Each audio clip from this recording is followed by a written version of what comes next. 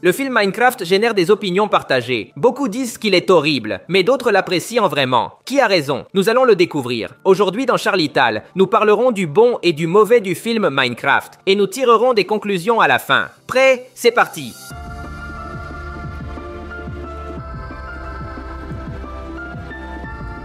Mon premier bon point est l'humour. Le film Minecraft nous raconte une histoire comique pleine de références amusantes aux jeux vidéo. Ce style a plutôt bien fonctionné, car le film remplit son rôle de divertissement. On peut critiquer beaucoup de choses dans le film, mais il n'est pas ennuyeux. Le box-office montre que le grand public apprécie le film, et c'est facile de comprendre pourquoi. Il se passe toujours quelque chose de drôle. Jack Black et Jason Momoa apportent constamment des remarques qui font sourire, et les voir interagir est l'une des meilleures parties. L'histoire utilise parfois un humour très idiot, mais ce n'est pas un défaut. Au contraire, cet humour enfantin colle très bien à cette histoire en particulier. De plus, le film présente un style plutôt saturé de couleurs, d'explosions et d'armes brillantes. Ce style fonctionne bien avec Minecraft, puisque le jeu vidéo est essentiellement un monde plein de possibilités gigantesques. Bien sûr, l'humour n'est pas placé de manière irresponsable. Au contraire, il est relié à des réalités du jeu vidéo. Par exemple, chaque fan de Minecraft a déjà été surpris par un creeper à un moment donné. Ces créatures font toujours peur aux nouveaux joueurs. Les scénaristes ont bien fait leurs recherches et ont adapté ces moments dans le film, ce qui donne un résultat très drôle. Le réalisateur du film voulait présenter Minecraft comme un spectacle amusant et familial, et sans hésitation, je peux dire qu'il a réussi. Mon deuxième bon point est le charisme des personnages. Minecraft nous présente de nombreux personnages, mais ceux qui volent vraiment la vedette sont Garrett et Steve. Commençons par Steve. Il est interprété par Jack Black, qui nous donne une version très bruyante et frappante de Steve. Il est clair que le réalisateur a donné beaucoup de liberté à Jack Black, car à plusieurs moments, on le voit chanter et faire des références musicales typiques de l'acteur. Cette liberté a beaucoup aidé son personnage et lui a donné de la personnalité. Dans les jeux vidéo, Steve est un avatar. Il n'a pas de personnalité car il est contrôlé par le joueur. C'est pourquoi il était nécessaire que le film lui donne une personnalité forte. Jack Black était parfait pour cela.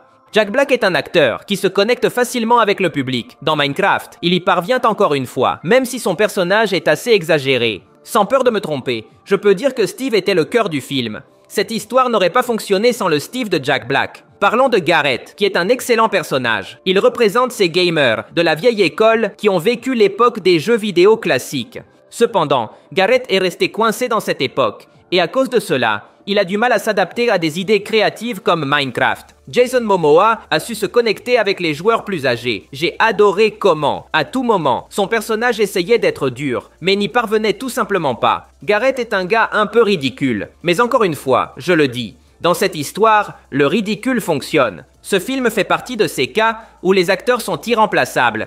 Tout le charisme de l'histoire repose sur Garrett et Steve. Si vous êtes fan de Jason Momoa ou de Jack Black, vous allez sûrement vous amuser, car le réalisateur a réussi à tirer le meilleur des deux. Mon troisième bon point est le message. Le film se concentre beaucoup sur un message autour de la créativité et de l'amitié. Ces éléments ont toujours été fondamentaux dans le jeu original. Il était donc important de les porter sur grand écran.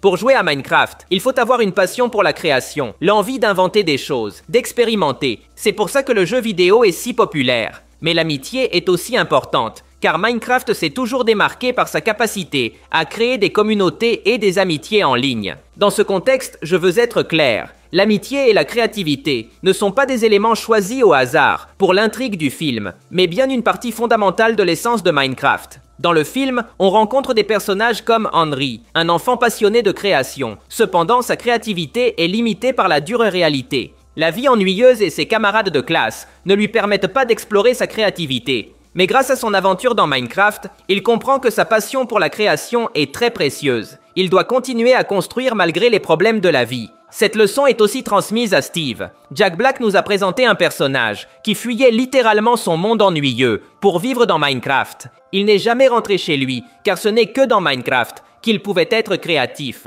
Mais grâce à Henry, il a compris qu'il fuyait. Il devait retourner chez lui pour montrer sa créativité au monde, même si c'était difficile. Ce message est très positif pour le public. La vie réelle est parfois accablante et lourde. Mais cela ne signifie pas que nous devons abandonner nos rêves. Nos talents naturels doivent vivre avec nous pour que nous puissions être heureux. À la fin du film, Steve rentre chez lui et partage sa créativité avec le monde. Oui, c'est un type fou qui sent mauvais, mais cela ne l'empêchera pas d'être heureux à sa manière. Le film a su gérer ce message efficacement, et c'est quelque chose à applaudir. Je pense que le film laisse une leçon aux enfants sur la créativité, mais il nous demande aussi, à nous les adultes, de favoriser leur créativité. C'est la responsabilité de tous. Passons maintenant à mon point négatif du film. Mon point négatif est l'intrigue superficielle. Je n'ai qu'un seul point négatif, mais il est extrêmement important et constitue l'origine de tout ce qui peut être critiqué dans ce film. Le film Minecraft présente de nombreuses idées intéressantes, mais n'approfondit aucune d'entre elles. Tout semble superficiel. Ils introduisent des personnages vraiment frappants, mais ne les explorent pas en profondeur. Le personnage de Steve est très bon. Oui, nous comprenons pourquoi il a fui son monde. Sa vie était misérable et ennuyeuse. Cependant, ils auraient pu lui donner une touche plus profonde. Par exemple, nous montrer comment ses parents le traitaient mal, parce qu'il était différent. Ou peut-être comment ses amis l'ont abandonné, parce qu'il ne s'intégrait nulle part. Tu me comprends? Ils auraient pu ajouter plus d'éléments pour mieux construire son passé. La seule chose qu'ils ont montré de lui, c'est qu'il travaillait dans un bureau ennuyeux. C'est bien, mais cela aurait pu être plus puissant. Il y a des personnages qui donnent l'impression d'être du remplissage. Par exemple, Dawn. C'est une femme qui aime les animaux, ou quelque chose comme ça. Mais ils lui donnent à peine de l'espace pour expliquer ses motivations. Nathalie est un autre exemple. Son arc narratif nous parle de la façon dont elle prend soin de son frère, mais cela est très peu développé. Ces deux personnages auraient très pu être retirés du film, et cela n'aurait pas changé grand-chose. L'histoire se concentre tellement sur la présentation de ce monde et ses connexions avec le jeu vidéo qu'elle néglige le scénario et la profondeur de ses personnages. L'histoire elle-même donne l'impression d'être une grande foire, avec de nombreuses attractions. Il se passe toujours quelque chose, et dès qu'une chose se termine, une autre commence immédiatement. Cela divertit, bien sûr, mais tout se passe si vite que nous n'avons pas le temps de réfléchir un instant. Par exemple, il y a un moment très fort, lorsque Gareth sacrifie sa vie pour sauver Henry. Cette mort, entre guillemets, a de la valeur, mais elle est à peine ressentie à l'écran. Le film est toujours pressé, donc il n'y a pas de temps pour dire au revoir à Gareth, ou pour pleurer sa perte. En plus de ce que j'ai mentionné, il y a des éléments totalement ajoutés de force. Par exemple, l'histoire de la mère de Stifler.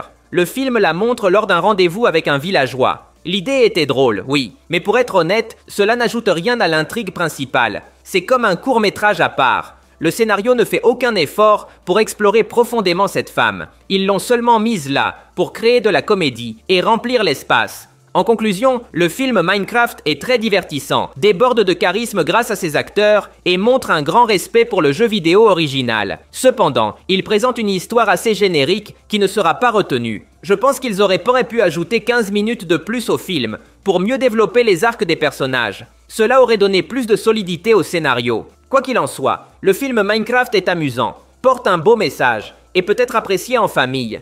C'est tout pour aujourd'hui. Si vous avez aimé la vidéo, cela m'aiderait beaucoup que vous laissiez un like. Ce serait légendaire. De plus, n'oubliez pas de vous abonner pour voir plus de vidéos comme celle-ci. Merci de m'avoir écouté. Je m'appelle Charlie et on se voit dans le futur.